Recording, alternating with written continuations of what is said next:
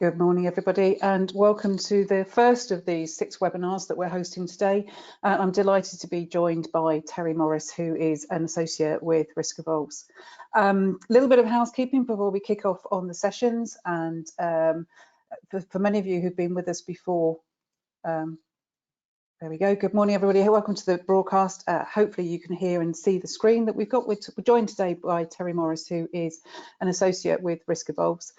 Terry and I are going to spend a little bit of time talking about governance, which we feel is absolutely key and critical to what every organisation should do, rather than, regardless of whether you're a small, medium enterprise, whether you're a large organisation, whether you're a charity, not-for-profit, or a straightforward business.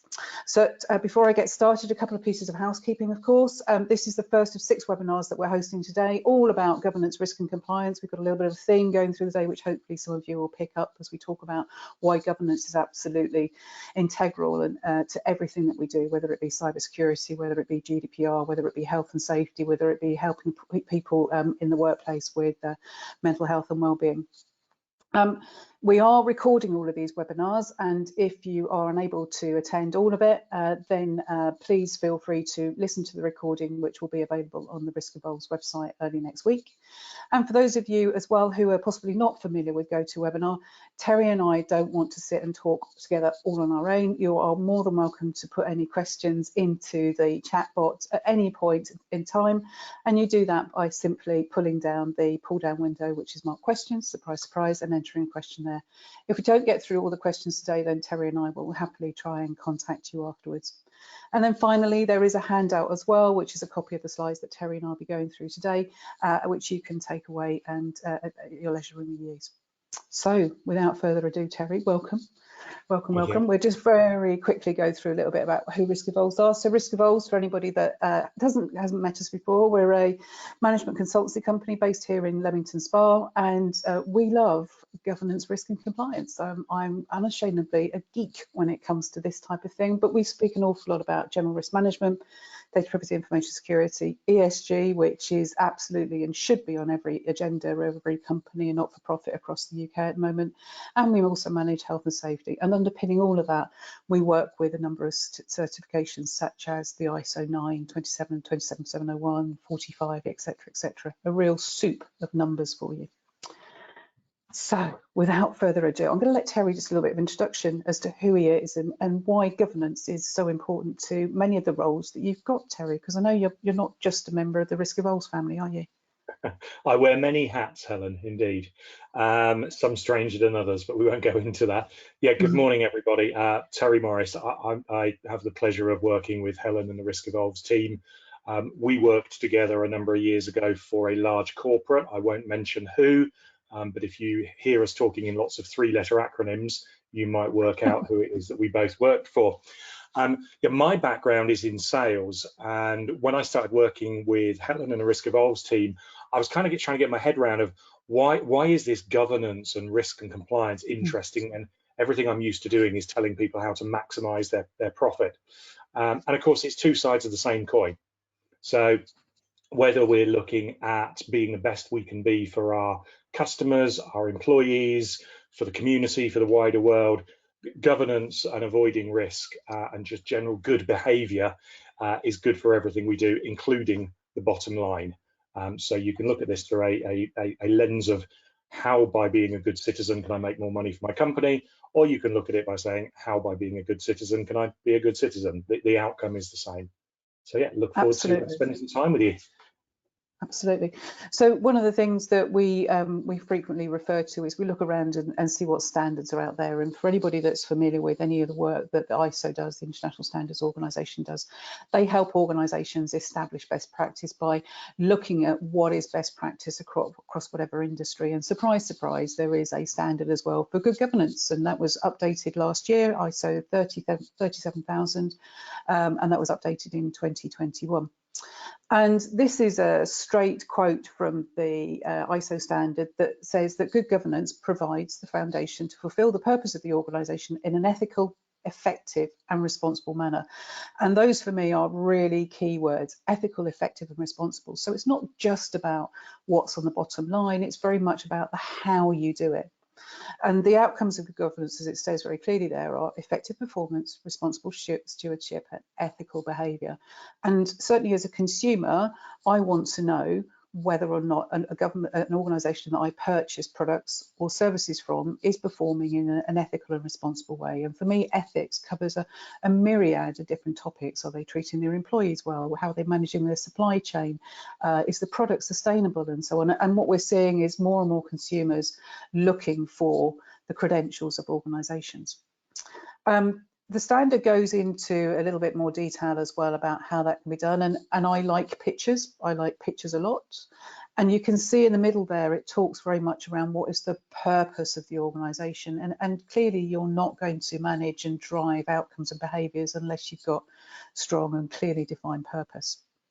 It talks as well about leadership, stakeholders, risk governance, so social responsibility, and then also, of course, viability and performance over time.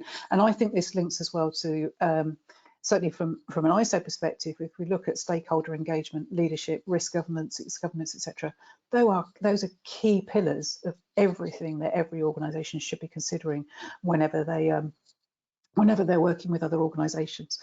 And Terry, just a quick question to you. Is there anything there that really resonates or stands out for you in how governance looks and feels? I'd like you. I like pictures. The screen seems to have changed. I'm now seeing presenter view rather than a full slide, but don't mention it. No one will notice.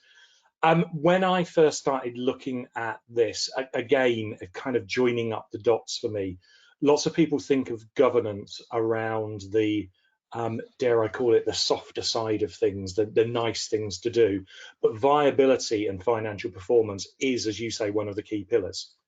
You need to be able to invest in the organisation, invest in your employees, etc., in order to demonstrate good governance. So I like this as a nice simple picture that says we've got to make sure that we balance all of these legs of the milking stool, so to speak. Absolutely, legs of the milking stool. Now, I should have said right at the top of the meeting that I'm really sorry that for those of you that are expecting the lovely Steve Fowler to have joined us today, Steve unfortunately is unable to join us for all sorts of different reasons. Terry stepped in, and this actually, the presentation we're doing now covers one, or is very similar to one that Steve, myself, and one of our clients gave through the International Institute of Risk and Safety Managers back earlier in the year.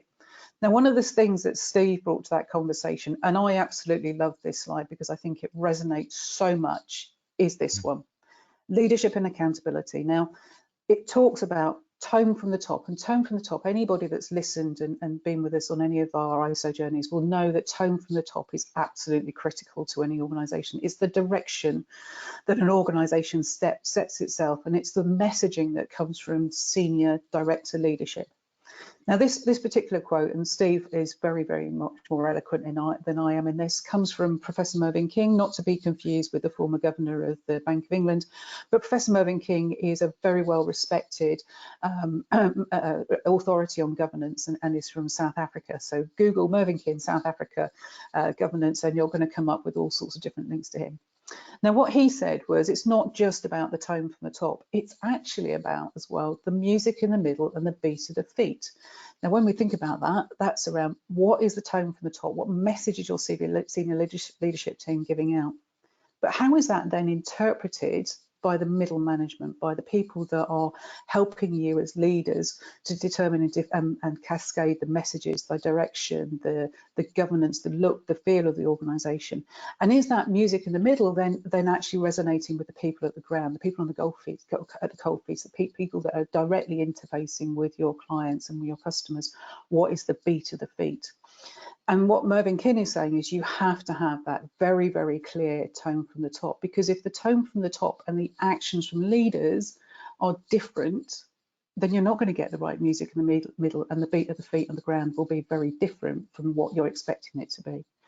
Now, in real terms, we see this, of course, in things like anti-bribery and anti-bullying policies. We may see it in whistleblowing policies, and there's a very clear link to one of the other sessions that we've got a little bit later on, talking about ISO 45003, which is around the mental health and well-being of individuals.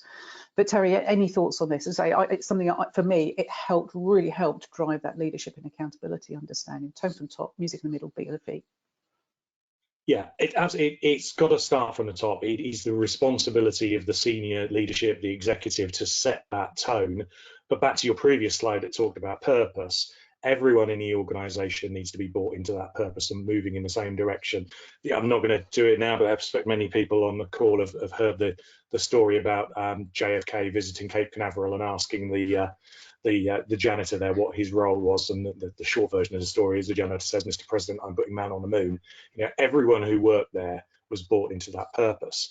But it has absolutely got to start from the top, and sort of following on the theme of quoting, this only came into my inbox a couple of days ago, so if you'll indulge me, I want to quote from a guy called Christopher Bauer. He is a fraud specialist, but he also wrote a very interesting book called Better Ethics Now: How to Avoid the Ethics Disaster You Never Saw Coming.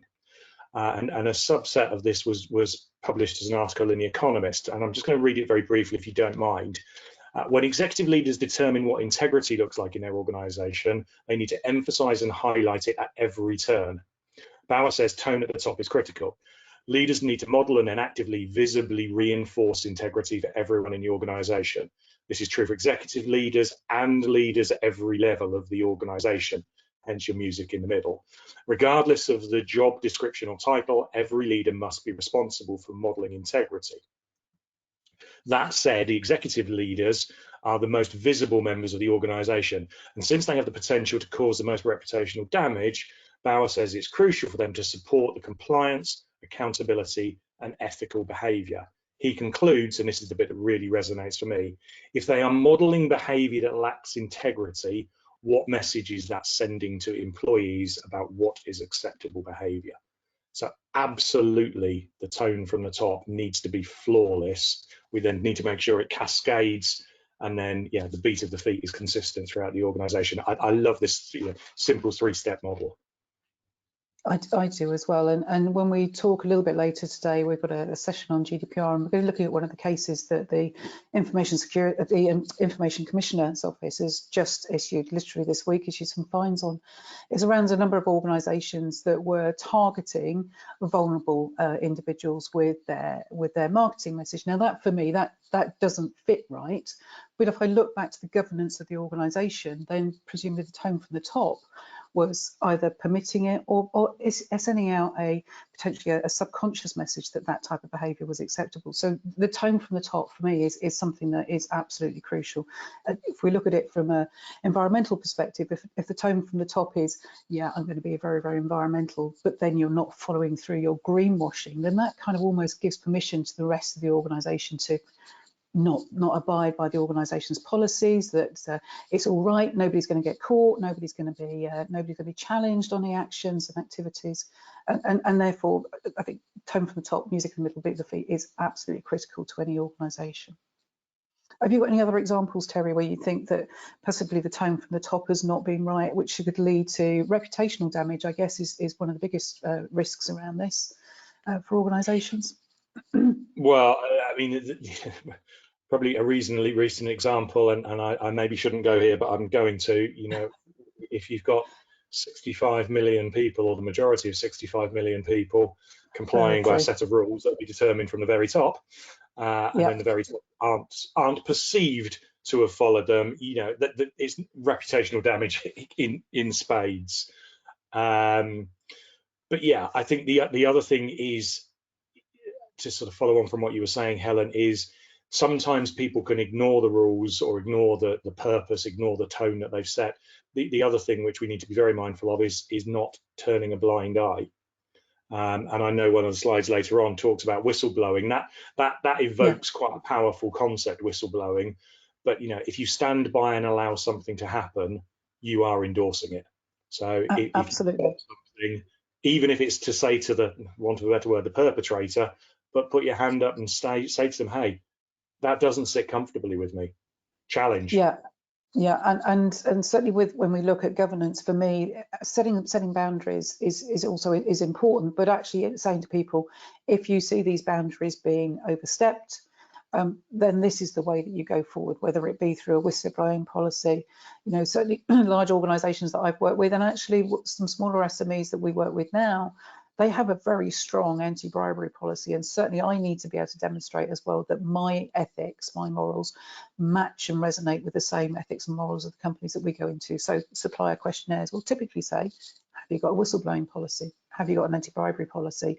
What are you going to do to make sure that you don't accidentally impact the reputation of our organisation by you having weak accountability in this space? So leadership and accountability for me are absolutely critical. Mm-hmm.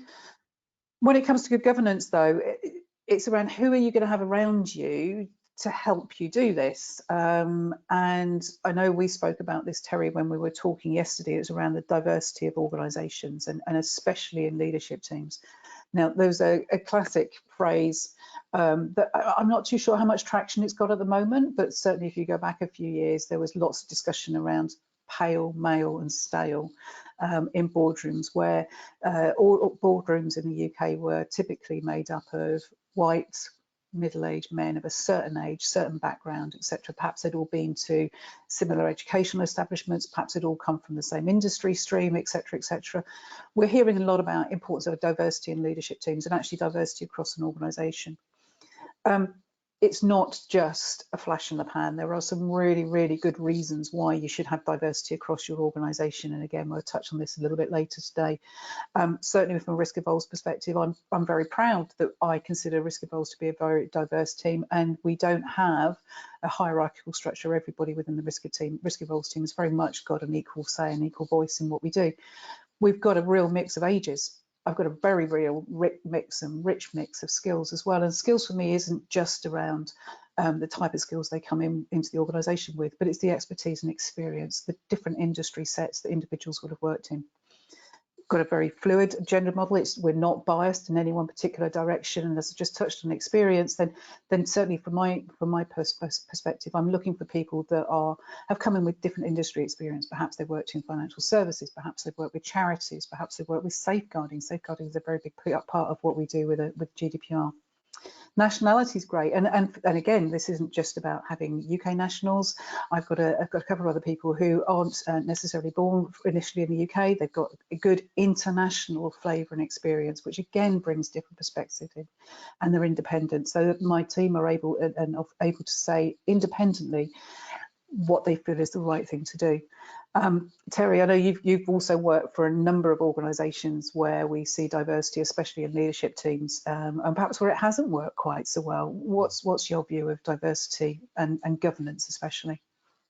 Yeah, so I think there's many aspects to diversity, isn't there? One of the things that I think is always good to be aware of is our unconscious bias. So picture a scene, you get onto a train carriage and there's 3 empty seats, and each of them is next to an occupied seat.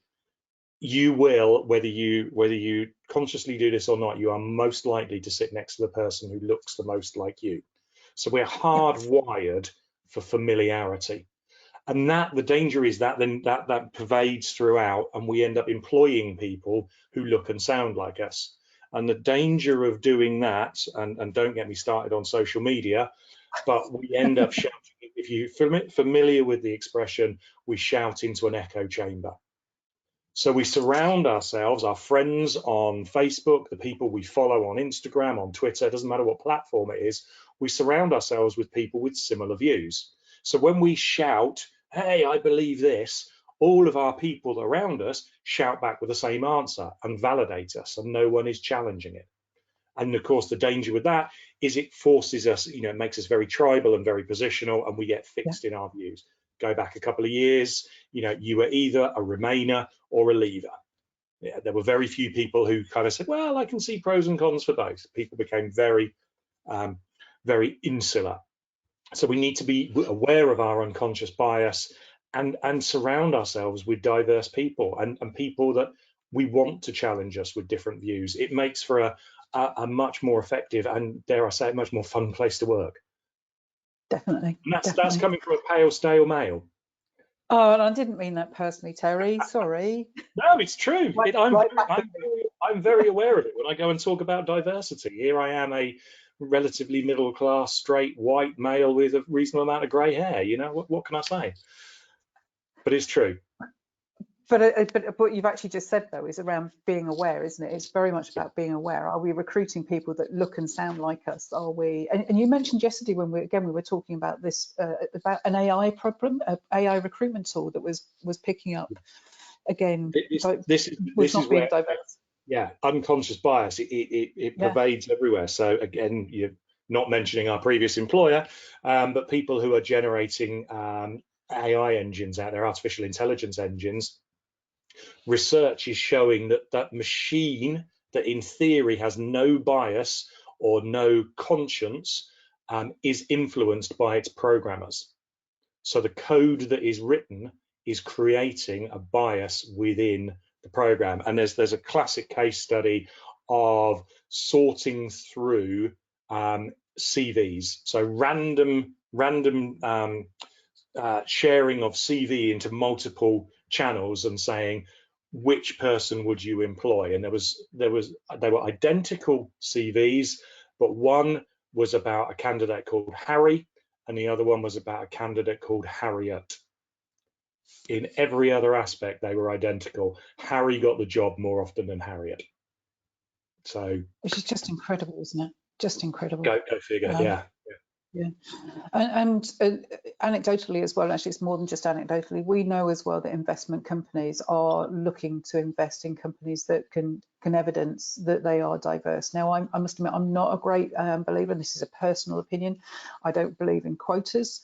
But it's around being able to demonstrate that you have got a diverse organisation and you are listening to the views. And I think one of the challenges when we get into leadership teams, and Terry, you do some work on this outside of the Risk Evolves work in terms of helping organisations work together as a team, is how do you make sure that everybody's got that equal voice within an organisation? How do you make sure that, okay, you've got a diverse team, it meets all the requirements of this, but how do you make sure that the voices of those people are listened to within an organisation? Yeah. As opposed, if we look at the sort of traditional command and control, I think I've probably talked before about hippo management. Oh, that's not a phrase I'm familiar with. Go for it. The highest paid person's opinion. So it's absolutely. There's an acronym I hadn't expected. Yeah, you were thinking about size, weren't you? But yeah, it's so yeah. There's no point in surrounding, an organisation building a diverse leadership team if it is simply a quota exercise, but we're going to carry on doing things the way we've always done them. Yeah, so absolutely listen, prepared to be challenged. That's my sort of message I keep coming back to, prepared to, and welcome challenge. Yeah, constructive tension. Welcome. Yes, right. So now I've got music in the middle, I've got all sorts of things, and I've now got a picture of a hippo as well, Terry. Thank you for that gift for today. Just talking a little bit about governance as well and what we might expect to see when looking for organisations that have got governance structures in place. So, and again, looking at the Risk Evolves story, I as a business leader for Risk Evolves, have looked at the various governance schemes that are out there. And if we look very specifically at ESG, the environmental, social and governance, and we have another session later this afternoon, I believe it's at 2 o'clock, when we're talking through some of the ESG certifications that are out there. The ability to demonstrate to your stakeholders that governance is important to you. Now, these are the certifications that Risk Evolves has, and we are absolutely not certified just because we want the certificate on the wall. We're certified to these schemes because we believe in the governance and improvements that they drive within the organisation. So many of you will be aware, because we talk about it so frequently, we'll talk about Cyber Essentials, and again we're talking about Cyber Essentials with Maritz Klerk from CS Risk Management later this afternoon. That's a scheme that we really believe in, and we believe in that not because it's a great scheme, but also because it helps us to keep the information that we have of employees and customers safe and secure. I want to make sure that I can reduce the risk of my business having some sort of cyber attack in order to meet the requirements, not just of my clients, but also to make sure that I can continue to run the business for my employees. We further build on those Cyber Essentials governance model with other schemes such as the IASME governance, which is aligned to ISO 27001, and then we've also got ISO 27001, 9001 and 27701. Again, a real smorgasbord of numbers, but what does that mean? It means that we focus on quality. I want to make sure that what we deliver to our customers is done in a quality way. We think about our stakeholders, we think about what we can do and how we do it with our customers. We do that in a way where we keep information safe, and we do that in a way where we respect the privacy, not just of our customers, but also of our employees.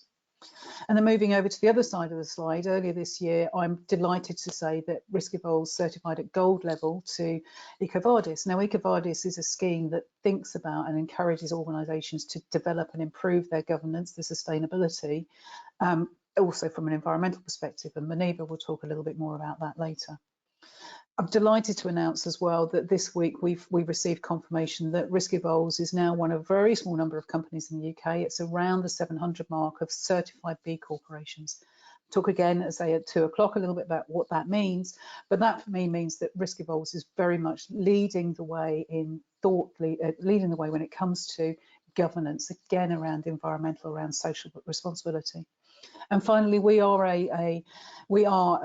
signed up to the Better Business Act, and the Better Business Act very simply says that good governance, good ESG governance especially, should not be optional for UK companies. It's something that should be brought into law under the Companies Act.